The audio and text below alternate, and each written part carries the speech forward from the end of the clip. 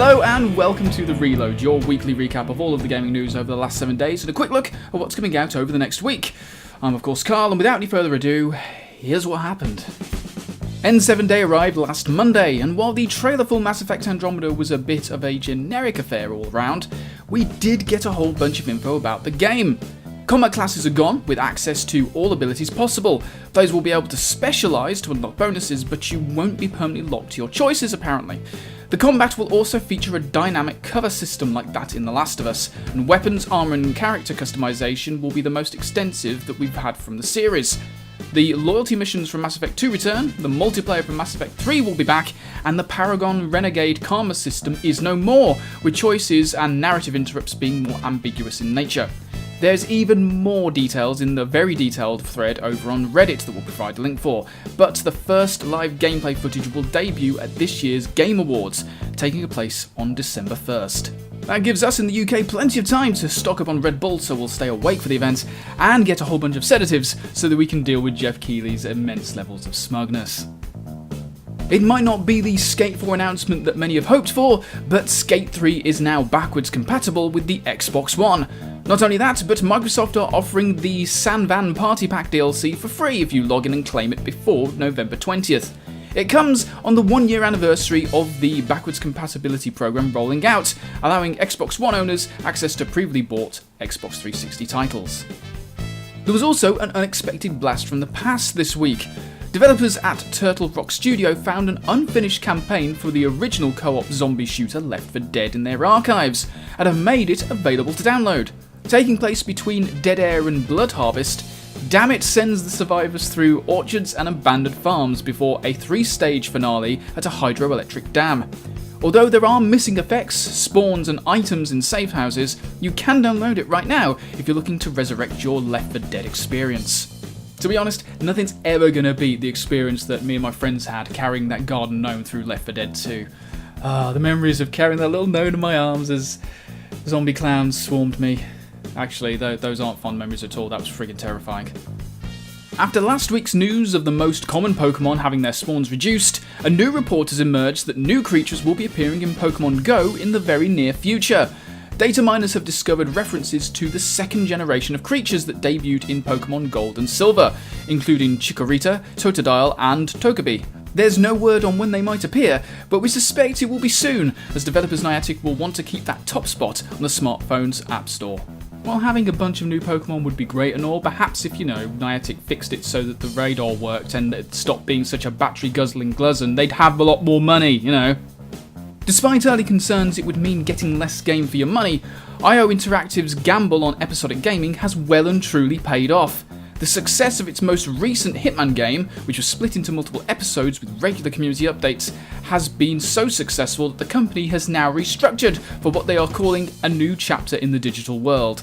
The team celebrated by unveiling its new studio logo and showed off its shiny new studio in Copenhagen, Denmark. It means we can expect more AAA level episodic content from them in the future, and no doubt even more Hitman sandbox madness. Those of you wanting to keep in touch with your PS4 friends list while at work that don't want to use the smartphone app can now do so from your browser. The new PSN Bar over on PlayStation.com means you can manage your friend requests, send messages, and sort game invites while away from your console. I mean, what else are you going to do at work? Play Farmville? Wait, is that still a thing? Really? Impressive staying power. It's one of the big hits of the year, but if you've yet to try out Overwatch, you'll be able to do so for free next weekend. Between the 18th and the 21st of November, Blizzard's team-based shooter will be available to download for free on PC, PS4 and Xbox One, although you'll obviously need a PlayStation Plus or Xbox Live subscription if you're going down the console routes. All 22 heroes and 13 maps will be available for the duration, and levels and loot boxes earned will be carried over should you buy the game afterwards. In High Street news, UK retailer Game have worked out a deal for newsagent chain WH Smith to open concession stands in their shops.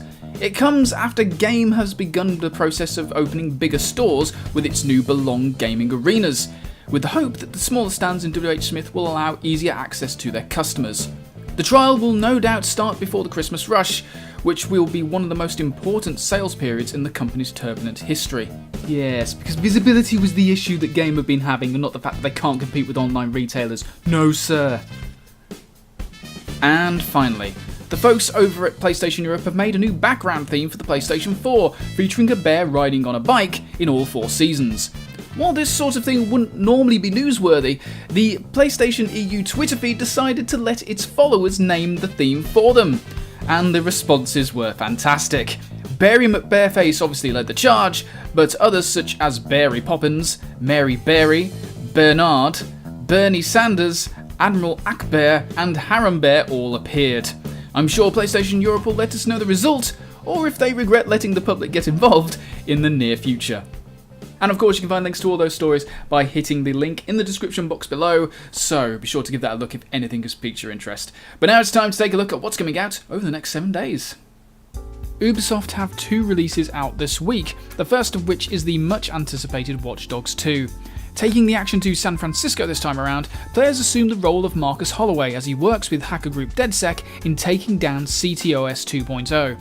The game promises more hacking opportunities than its predecessor, better traversal with improved parkour, and the ability to shoot while driving. There's also a new bounty hunter mode where notorious players will be hunted down by others online.